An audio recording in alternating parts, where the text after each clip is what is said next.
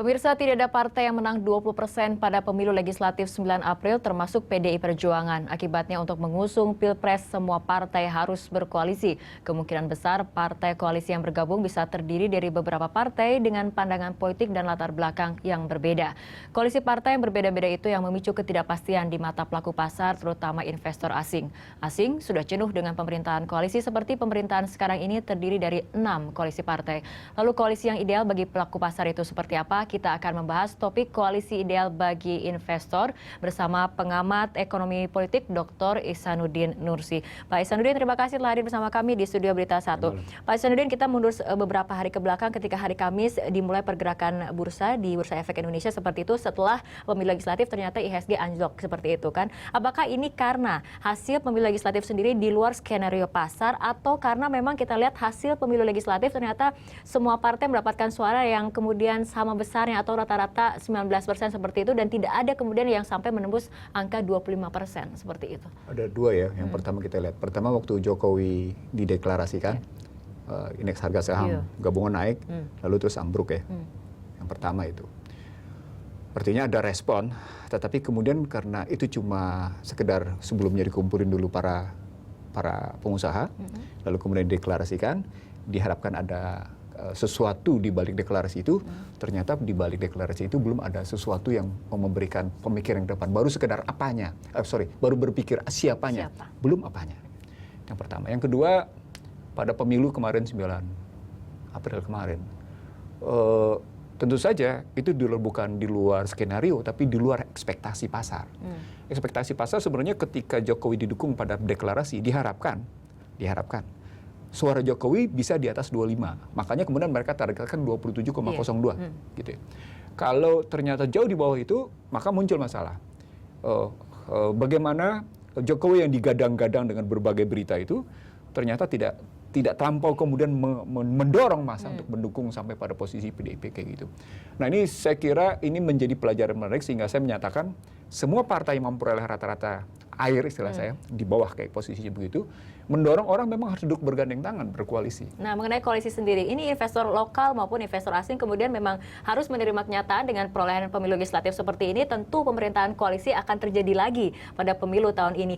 Ini sebetulnya pasar sendiri untuk pemerintahan koalisi responnya seperti apa? Kalau saya cuma ngambil 3 calon ya. Sorry to say saya hanya ngambil 3 capres.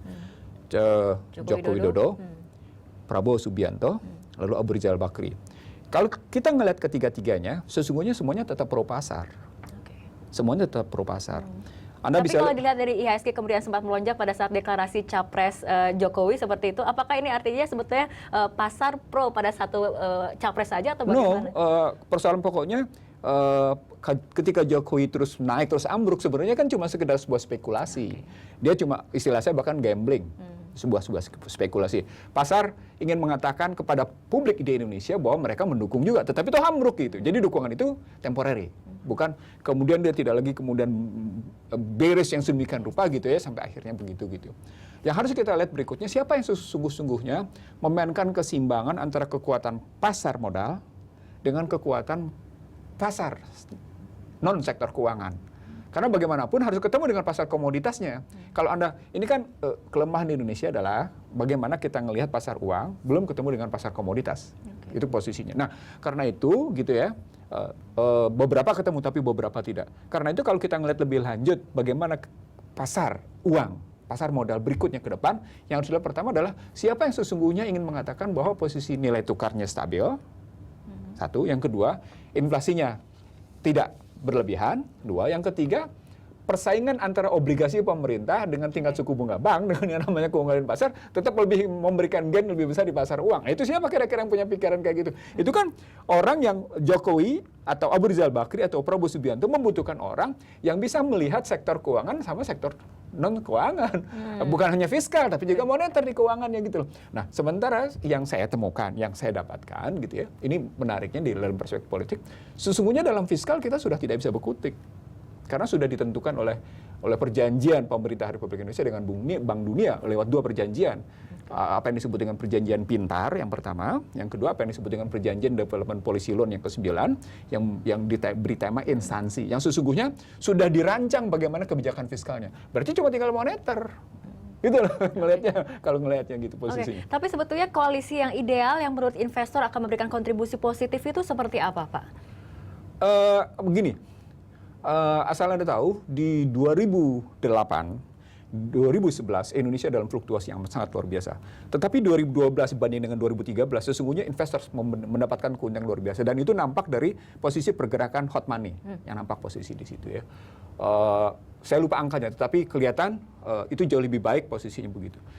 Cuma terakhir ini karena posisi eksternal, kita ambil sekarang bagaimana misalnya Amerika terhadap Rusia dalam kasus Crimea dan Ukraina. Okay.